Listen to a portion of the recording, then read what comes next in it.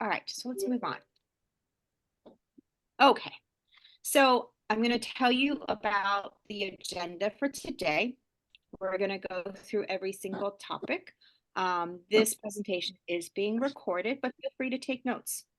So we're going to answer the question of what is the H-1B visa? Then we'll move into talking about the eligibility requirements and H-1B procedure. What you would need to do to prepare for that H-1B visa application. While your employer sponsors it, you're going to have to help provide information.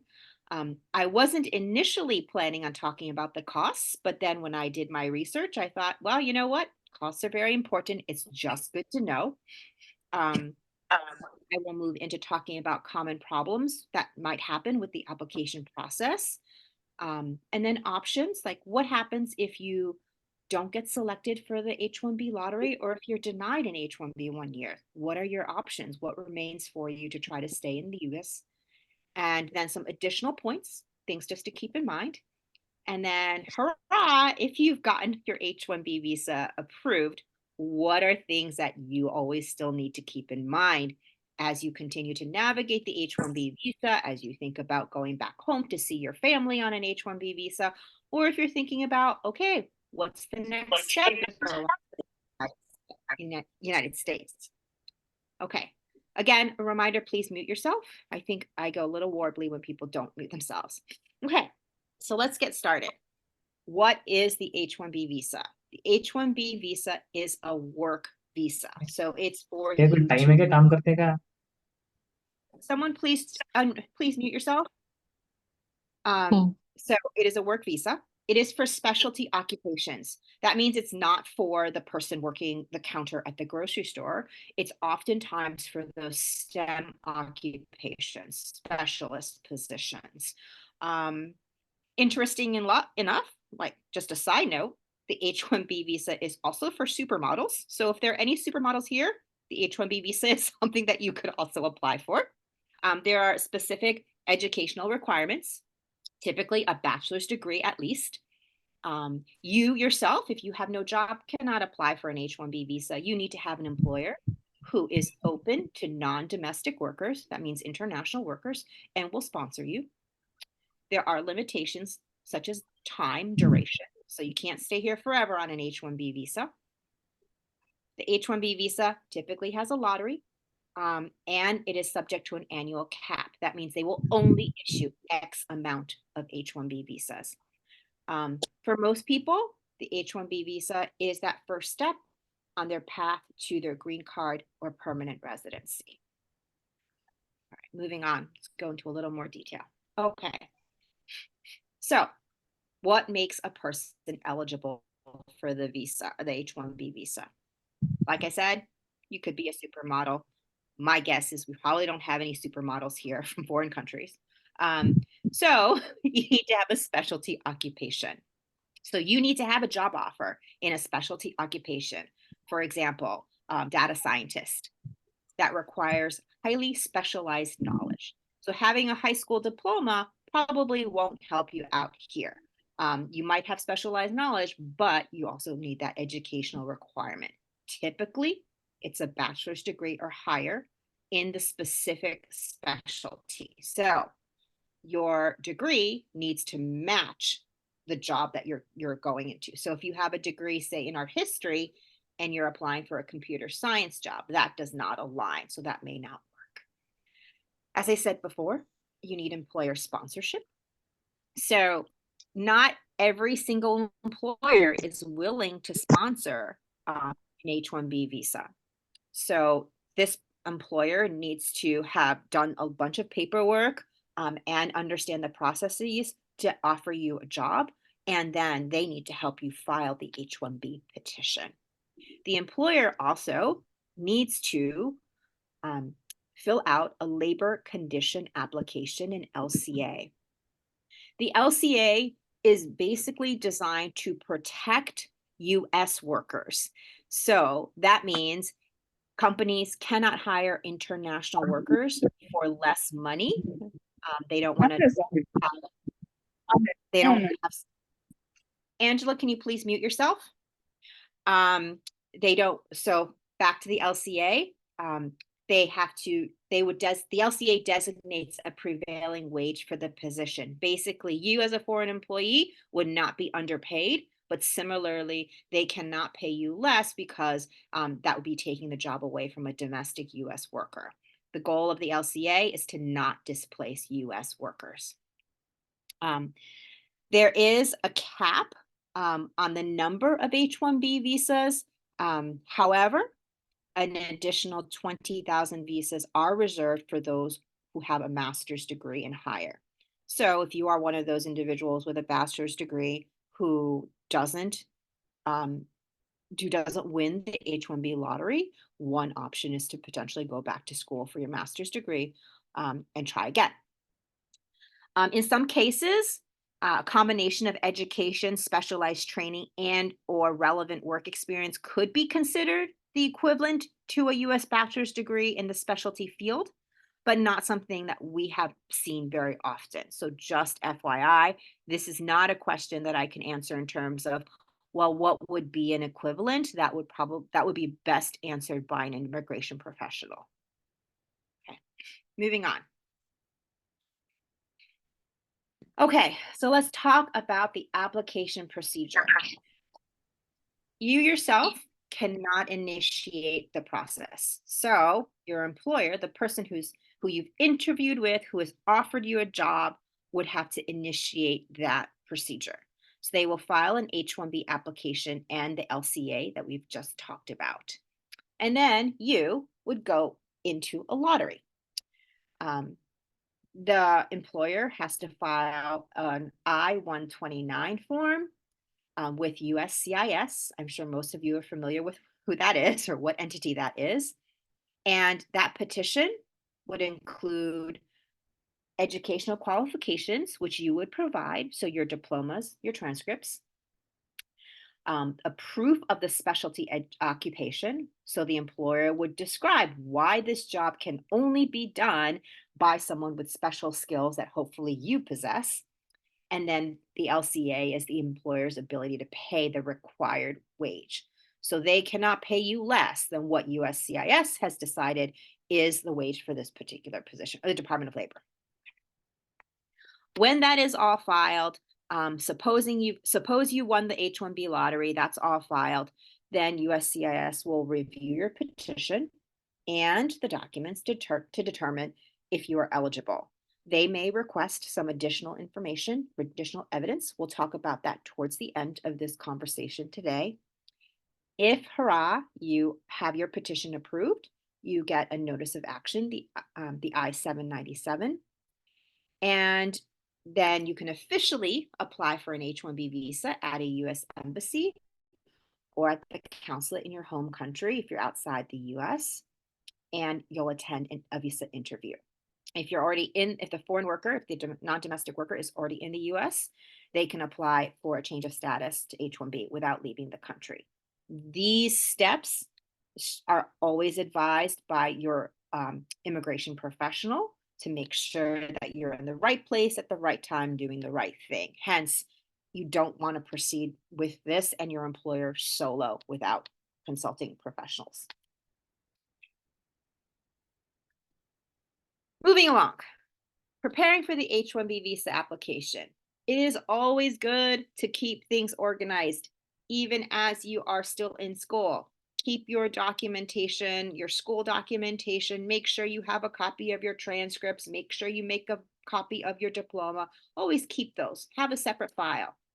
Early preparation is important if you're thinking about the H-1B visa. Just make sure you have all the materials in a file somewhere so that when the employer goes, hey, we'd love to sponsor your H-1B application, you can easily pull it out quickly and not have to dig through boxes of files. Make sure that your employer is aware of the H-1B process and what they have to do, for example, the LCA, along with the very specialized job description that they need to provide. You will want to help them to gather your educational credentials. If you have any work experience letters that are related to the position you're going to be doing that show you have special skills, if you have certificates, professional licenses, those are all things that can support your case that you are indeed a specialized employee with very specific knowledge to this position that you're taking on.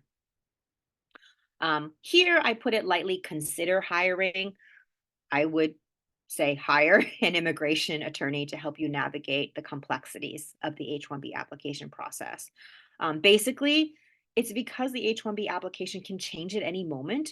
It's very subject to the political climate, what the needs are in the country, and how we feel about foreign workers, how the administration, the political administration feels about foreign workers.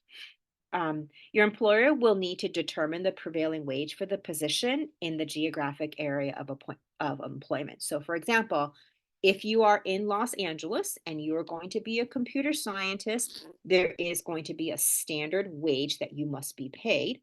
This wage will probably be different if you are going to be a computer scientist in the middle of Idaho, um, based on living expenses, the geography, things like that. So, your employer will need to work to determine that. They don't have free reign to say what that range is going to be. The government determines that. Um, Budgeting, you want to plan for the costs associated with the H-1B process. While your employer may absorb a whole chunk of it, there are parts that you yourself will be responsible for. And you also really want to think about what are backup plans. If your H-1B petition, even if you win the lottery, if your petition is denied, what are you going to do? Like, what are your next steps? Are you okay with going back to your home country, or do you want to try to stay here? And what are those options? We'll talk about those in brief. Moving on. So, like I said, I wasn't going to initially talk about the costs, but I want you to see them. Most of these are going to be absorbed by your employer. However, things like travel costs, so traveling to attend a visa interview, that may be absorbed by yourself. Um, so you just want to take a look and really understand that it's a good chunk of money. Particularly, I think the legal fees can be non-standard. So there's going to be no exact number because you may have a complex case or you may not. And some attorneys charge less, some attorneys charge more. You also could decide not to have faster processing. I was surprised at how much it is. It's $2,500, but just things to be aware of. Moving on. So before I mentioned, there might be a problem. You may need to share extra information. So you could have won the H-1B lottery, and which allows you to then apply. Um, and there typically will always be a lottery because there are going to be more people who want the H-1B than there are H-1B visas available. So there's typically a lottery every single year, particularly the past number of years. You win the lottery, you submit your application with your employer, but something's missing or USCIS isn't convinced.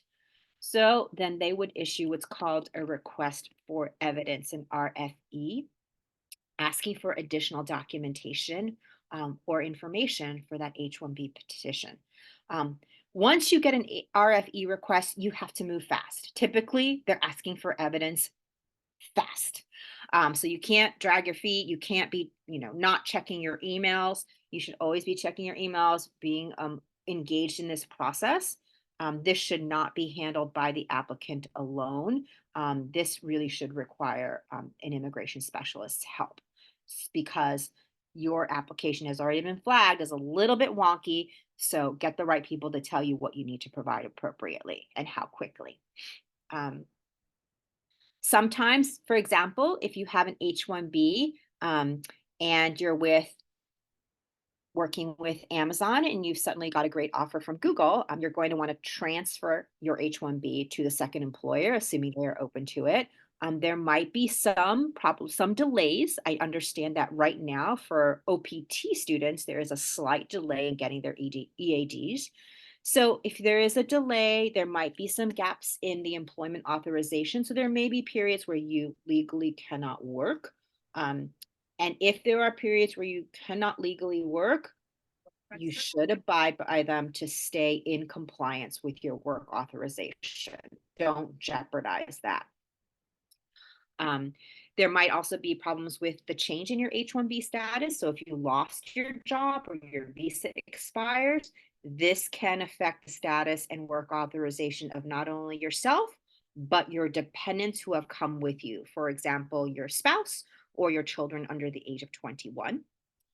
Extending the H-1B visa. So the H-1B visa has an initial period of 3 years. You can get an extension to a total of 6 years max for the H-1B, but extensions can be challenging depending on the situation. And most importantly, like I've said twice already, the H-1B program can change. So right now it's for specialized and highly skilled roles. It may become more defined over time. They may decide to narrow it. They can decide to widen it. So again, why we need to keep on top of the USCIS regulations. Okay, it's a sad day. Your H-1B has been denied. So what can you do for yourself? Of course, you can reapply next year. You can also explore what are called cap exempt companies. So these organizations, cap exempt organizations. So these are places that are not subject to the H-1B lottery cap. So there's less limitations, and this would be working for universities, nonprofit research organizations, or government research organizations. This is a question that you'll want to ask if you were to join a university, or actually, universities are pretty much okay. But if you join a government research organization, ask the question, are you cap exempt? That's something good to know. That is in your favor if you were weighing two job opportunities that both offer H-1B sponsorship and one is at a cap exempt organization. That might be better for you in the long term for the H-1B. You may also want to think about alternative visas. So the O1, if you have extraordinary abilities. So this would be for like your specialized athletes. So Yao Ming, let's just pull that name. And the L1 visa for intra-company transferees. This is at the management level. So if you are an entry-level person, you would not qualify for an L1 most likely. Or you can consider going back to school to become an F1 student again. You could stay on the F1 OPT. So as you all know, you have, as an international student, you get 1 year of OPT. But if you are a STEM student, you can extend it for a couple more years. So if you haven't used that extension, you could use that 2-year extension. You can change your status. So if you are married and your spouse has an H-1B, you yourself can become an H-4, and sometimes you are allowed to work on the H-4. You could consider working remotely from your home country if your employer is open to that. Canada has more open borders than the US at this particular time, so you could look into opportunities there. And of course, an attorney would be able to best understand the complexities of your situation, help you maybe understand why your H-1B was denied, and give you advice on what you should do next. And if you aren't selected for the lottery this year, it's not the be all and the end all as well. You want to review the denial notice to understand why you were denied. So were you not specialized enough? Were you missing some certifications that should have been sent during the RFE, the request for more evidence?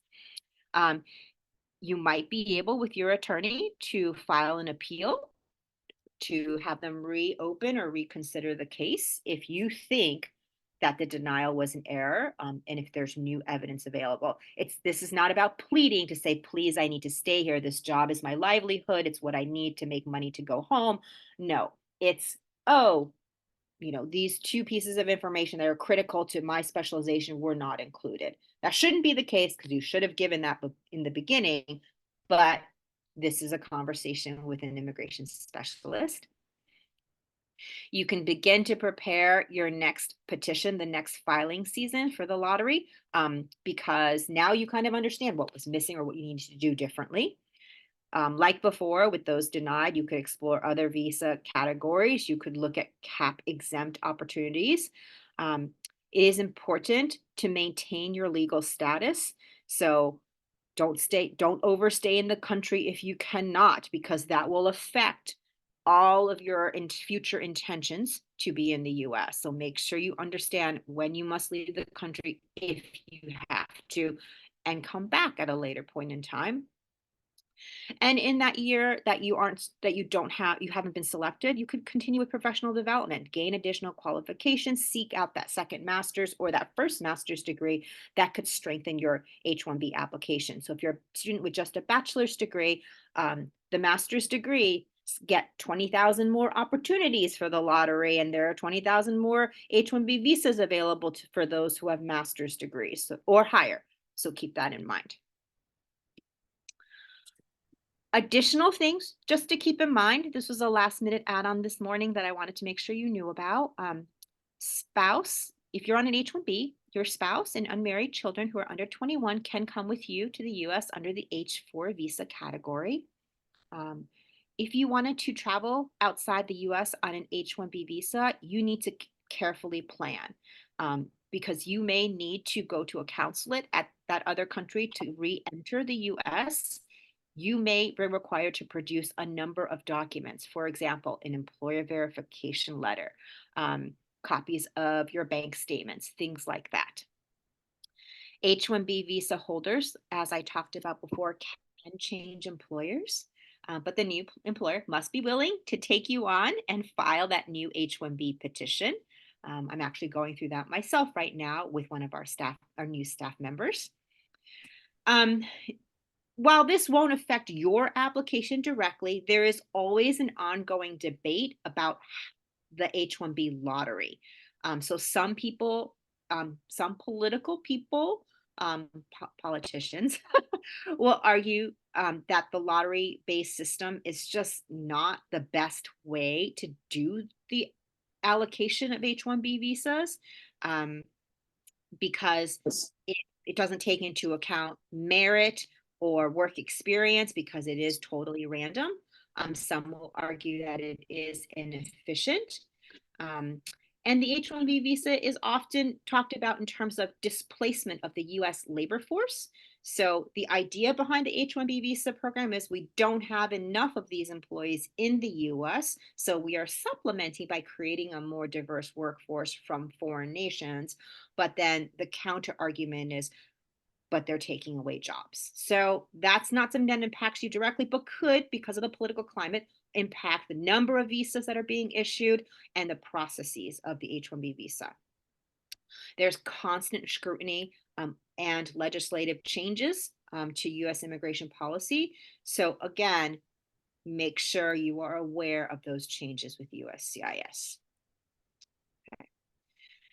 So your H-1B visa, you're one of the lucky ones who had it approved.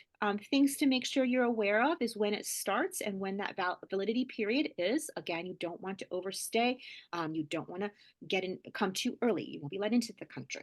You want to maintain your status. So you need to do your job. You need to maintain the conditions of your employment so that you keep your job. And then, for example, if you change jobs, you need to let USCIS know right away. If you just stayed at the same job, but were able to afford a nicer condo suddenly, then you want to update them about your address and your contact information. The LCA, we've already talked about a couple times. The employer must have an LCA before you start working. This is how they determine how much you're going to be paid.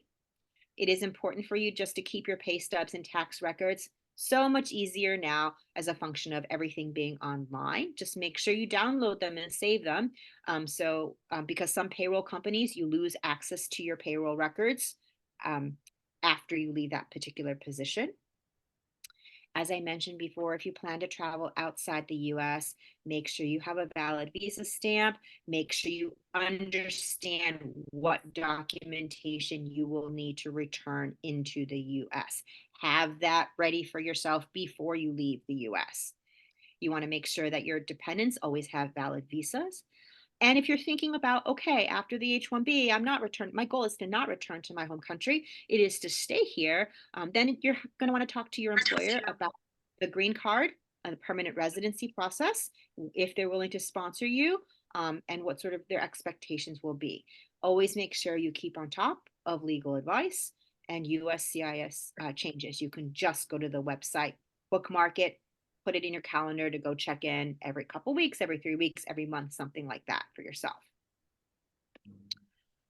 Okay, so again, I want to say thank you to all of you for using F1 Hire. F1 Hire was born out of our CEO's idea or realization that universities and schools should be helping international students more with their job search. And so he and a team with Minna have developed this amazing tool to help you filter out the employers who are non-domestic worker friendly. So we really want to thank you for your early support.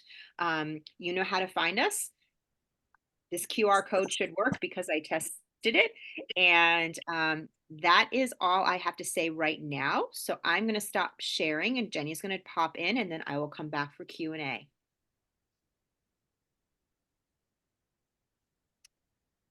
Okay, Jenny, it is all you. Thank you, June. And I will now share my screen.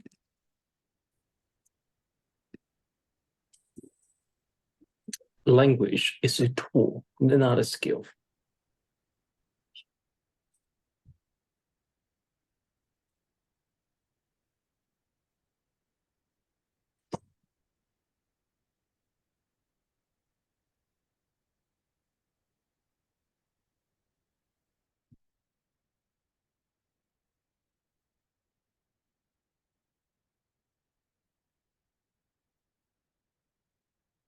Hello, everyone. My name is Jenny, and I'm a recent graduate student from USC.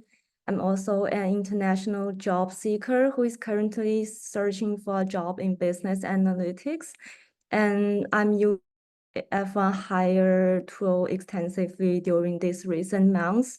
So I'm very happy today to share with you guys some of the I find useful features of this tool and how I can use it to help myself identify H-1B friendly jobs. So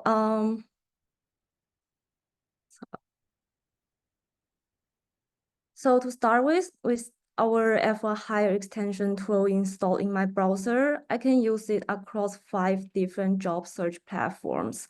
And today I would like to share with you using LinkedIn as an example to share with you my use experience and my daily job search routine to find those positions that offer visa sponsorship. And if we open up the LinkedIn job search page, you can see on the top left side corner, there is a function called Job Screener.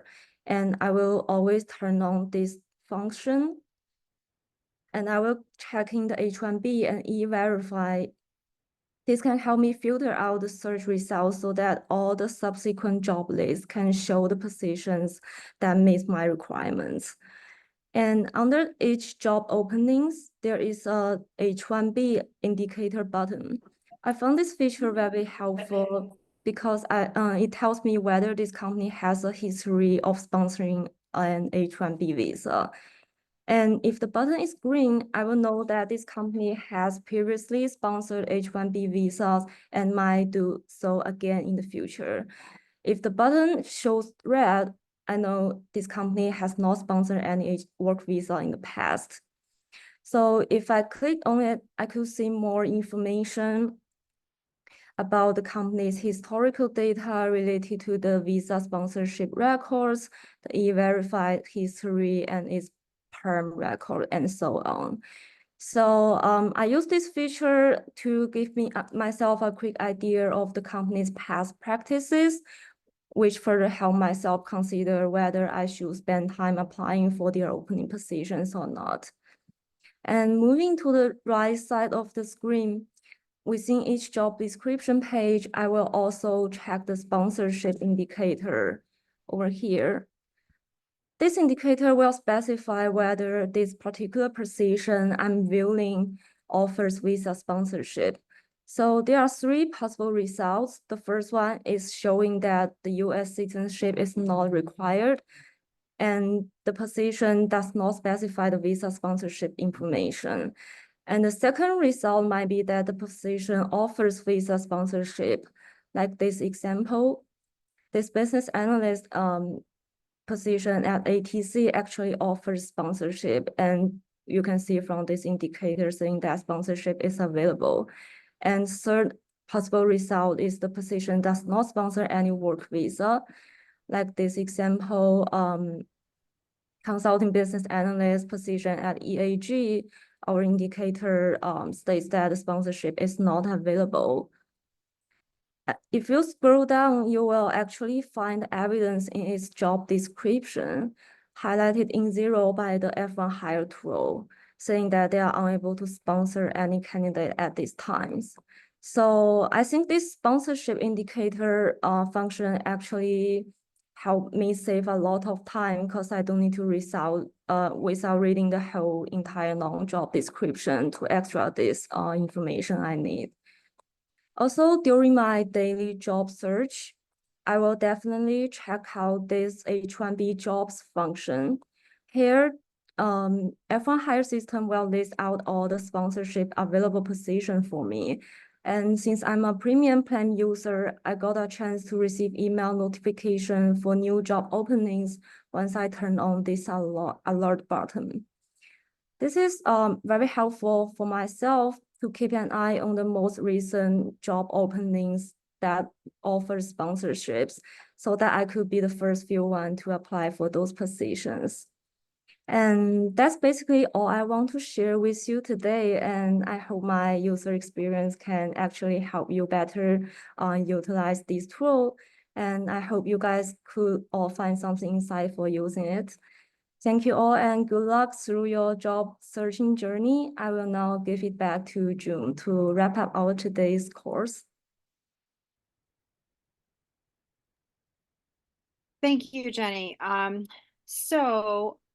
Minna, did you want to moderate the questions, or I have seen some of them in the chat box.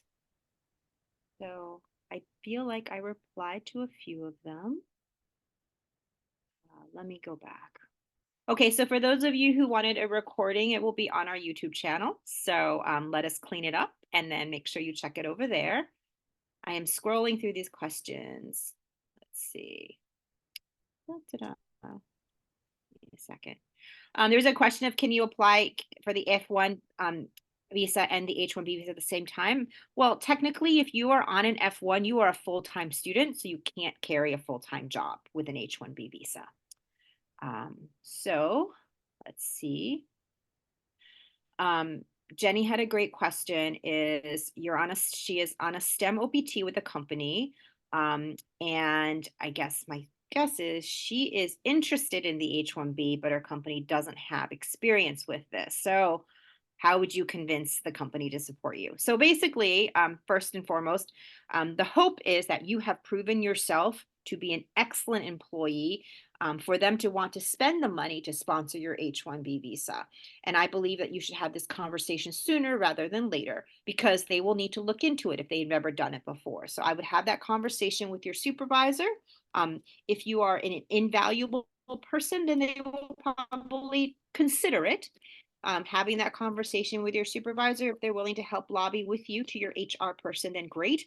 And then they would need to look into legal support to help you through the process, since they've never done it before. So it really comes down to, if the company has never done it before, have you been a good enough employee that they would want to keep you rather than train someone else, spend a year, whatever, however you've been there to train someone else. Okay. Resources to check if an organization is authorized to file cap exempt. I would say actually ask the company directly themselves. It's not necessarily going to be online somewhere. So a graduate student graduating soon, best way to find a job, finding the OPT or H-1B visa directly. Typically, most companies will do the OPT first as a testing period to see if they want to sponsor your H-1B. But if you are offered a position under your OPT, you should ask if they would consider sponsoring your H-1B. As you see on the F1 Hire extension, the goal is to show you which companies have a history of sponsoring non-domestic workers.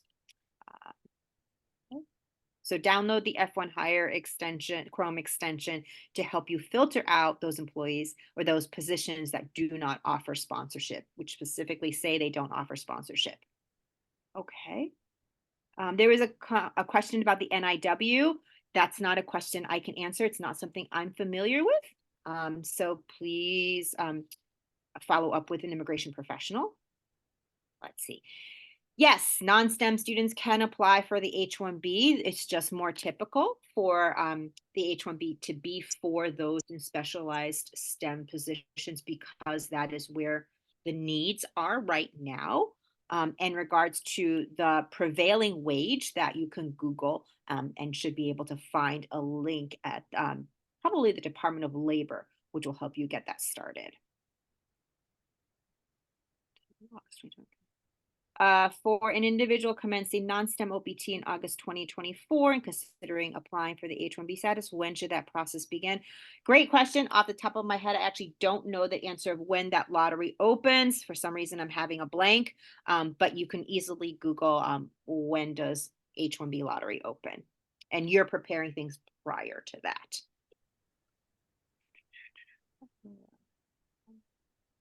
Let's see, there's a question about how the extension works. Minna can answer that when she comes back. What is the prospect of getting H-1B to this? So if your spouse is on an F1, they are a full-time student. I've answered this question before. So at the time, they cannot be concurrent with an H-4 visa. So if you yourself have an H-1B and your spouse is on an F1, they can't change it till they finish school, and then that would be through an H-4 visa. And the costs, the slides are recorded, so you will be able to see those costs again. In terms of, and there's also a question, so the likelihood of approval. So the lottery allows for 65, right now allows for there to be 65,000 H-1B visas issued, 20,000 more for those who are masters or above. So a max of 85,000 through the H-1B lottery.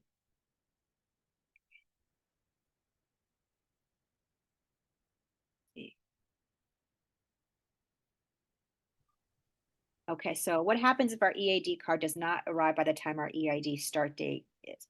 So the dates will be whatever is on the EAD card, and typically you cannot start your work until you have your EAD physical copy in your hand. Okay? Let's see. Can you do multiple jobs on the OPT, on OPT or H-1B? I know on H-1B, if you can, that's a great question. I believe, and again, don't quote me, I'm not an attorney, on the H-1B, you might be able to. On OPT, I am unclear. So double check that answer. All right. And someone said that one of the slides in the last presentation, there is a question. I don't know what your question is. And regarding the H-1B visa, again, we cannot provide legal advice, so I suggest that you actually find an immigration professional for that question. Okay.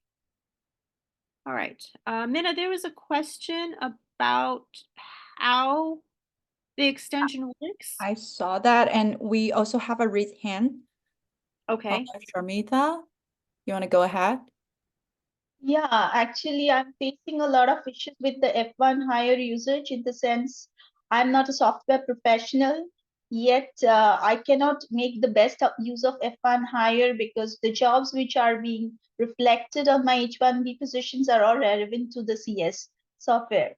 Though my work is more in the healthcare industries and it relates to data analytical bioinformatics work.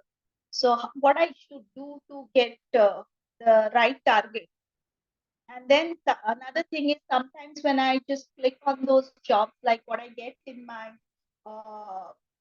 list in mailbox, it happens that that doesn't reflect me properly the F1, whether it's H-1B sponsored or not sponsored. How should I act on those? Because several times I install the F1 hire and try to get it back, and things doesn't change as much. So I need your guidance regarding the same to work more cohesively towards my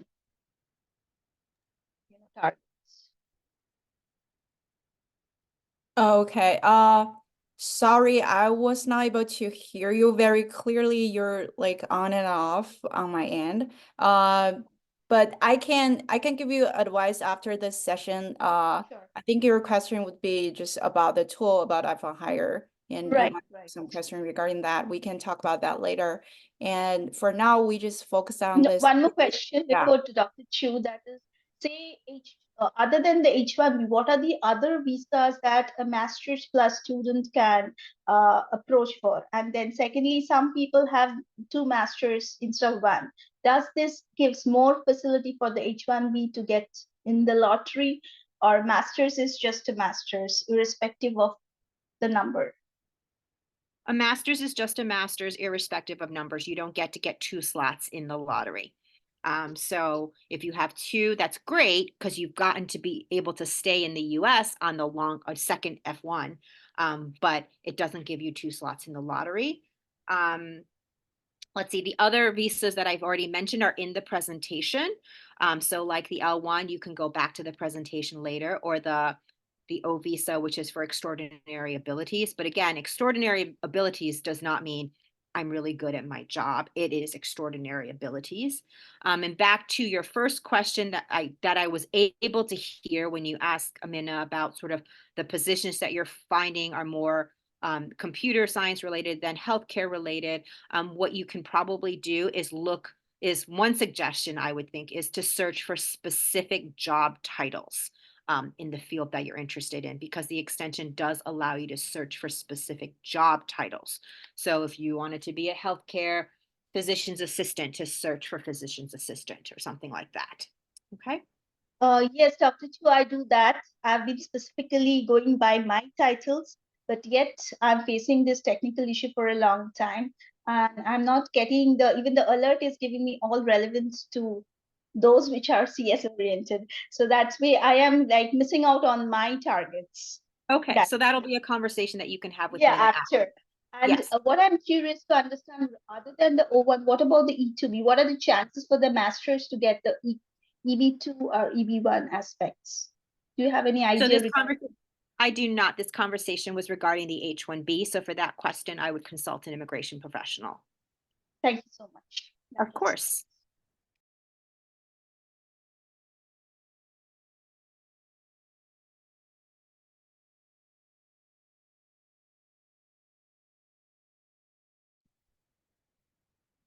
Okay, so I don't think, do we have any more questions? Hello, can you hear me? Yes? Yeah, I've been actively using the F1 Hire. First of all, thank you. I didn't. It is really helping me filtering Wonderful. out the applications. Great. So it's kind of easy. I can easily compare my job description with my resume, and I can easily modify it. So I just felt grateful, thankful to you for building this one. So I Great. have one Well, more we'll let question. our CEO know. Go ahead. What is your question? I came to USA in fall 2022 August. So in my I-20, it was mentioned my date my program gonna end in August 2024. So basically, it's like I'm trying to extend my course for 2 to 4 months. Probably it will be in December 2024. I will be graduating. Okay. So will this period affect in my OPT? It will Like, not. So if you are an F1 student, you are not in your OPT. Okay. So that will not. So if you're extending it and you remain an F1 student, that's your F1 period time. And your OPT you would apply for your OPT prior to graduation, and then your OPT would start after you graduate. And then that is when the count will start. However, if you have used CPT during your undergraduate years, that could reduce the number of OPT time you have. So if you use CPT during your undergraduate years, you'll want to talk to your school DSO just to make sure you know exactly how much time you have remaining on your OPT. yeah, because I haven't graduated yet. I'm probably thinking to start my OPT in February. So it doesn't affect. Just want to make sure like I'm Yeah. on the safe side. Yep, you are. Because when you're on an F1, you're not on your OPT. You can only be really on your, you're not using your OPT. Okay. Okay, thank you. All right. I think we are good. I want to thank all of you for being here. The video will be sent out after we clean it up. Thank you to Jenny for giving her user experience information. Thank you for those of you who are using the F1 Hire extension. We are grateful for your support, especially as we are, we're still a baby family company, but we're really excited about what we do for international students and international workers. And thank you to Minna for organizing this series. We are grateful to have her leadership. So hopefully you all have a great evening, afternoon, morning, night, wherever you are, and we will see you again soon. Thank you all so much. Bye-bye.